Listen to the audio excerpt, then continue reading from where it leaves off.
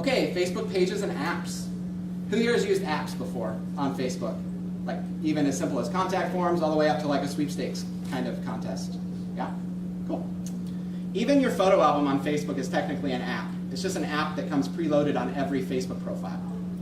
Other apps are built by third-party providers, like my company, and other companies, some of which are free, some of which are low cost, some of which are in the tens and 20s of thousands of dollars like ours. So it just depends. So why did I keep the traffic on Facebook? What I did was, so background real quick. The ad campaign had to drive somewhere, right? You have to have a landing page with it on digital ads. And so I was driving to a Facebook fan page that I created specifically for myself. It was very, very egotistical, but it felt very, very good. I could easily have driven them to, say, Match.com, my profile on Match.com, or I could have driven them to a website that I set up specifically on my blog as a landing page. But I chose a Facebook page for a few reasons. Why? Number one, lower cost per click for keeping traffic on Facebook. When you set up your ads, Facebook will give you a discount, although it's not advertised as a discount, but it ends up being a discount. Your ads will convert at a lower cost per click if you keep the traffic on Facebook. The reason for that is fairly straightforward. If you drive traffic off of Facebook, Facebook can no longer grab those eyeballs with more ads. But if you keep the traffic on Facebook, Facebook loves that, because then they go to the new page view, new ads.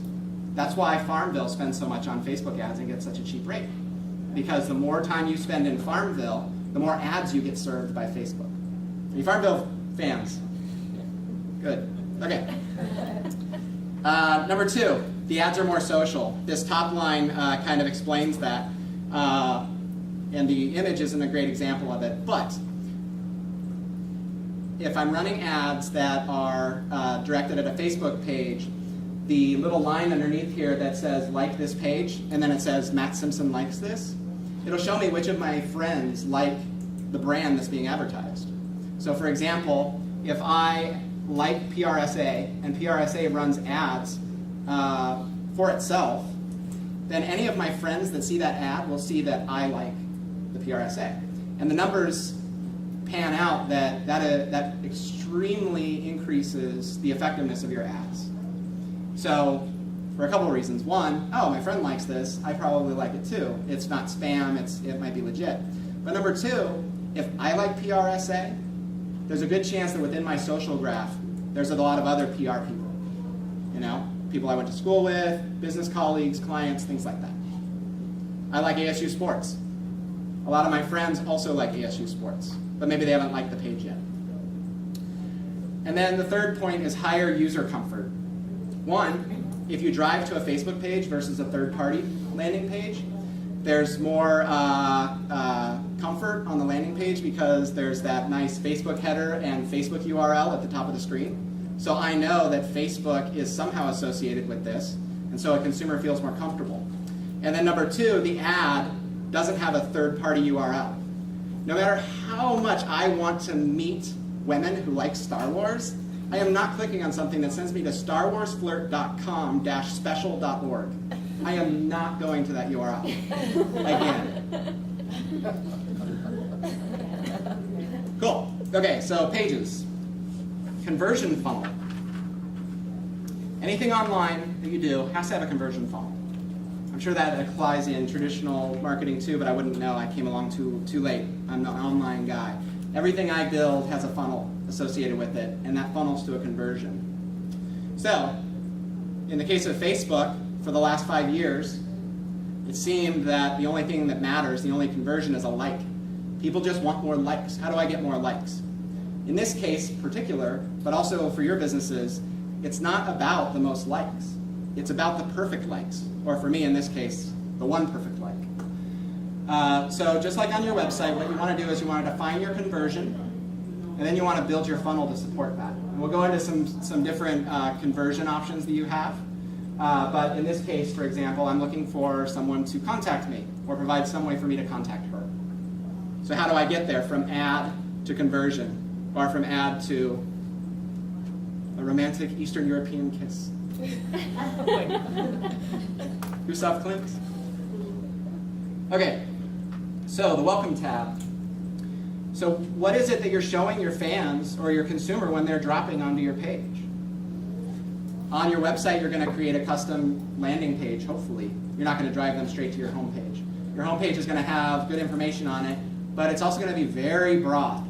Whereas if you have a specific landing page for that campaign, you're going to convert better, right? Same thing with your Facebook page. So first question to ask yourself is, am I going to require the like? A lot of people, a lot of brands out there won't provide content to visitors without getting the like first. You guys have probably seen this before. Like our page to get a free bagel. Like our page to enter to win an iPad. Things like that. Why?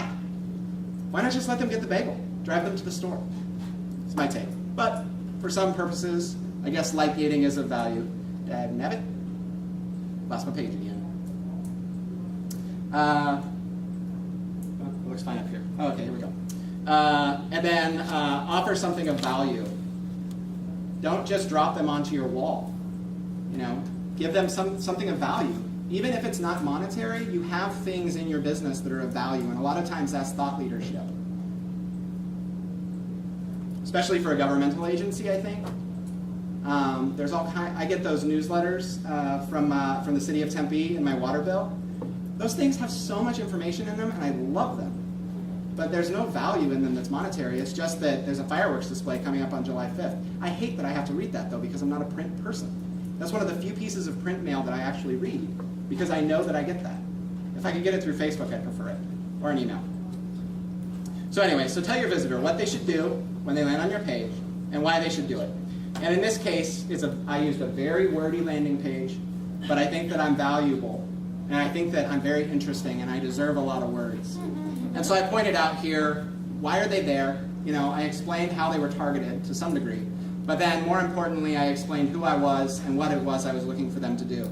Fill out my contact form, post on my wall, or email me at scribedouble@gmail.com. Hint, hint. Pages, point of conversion.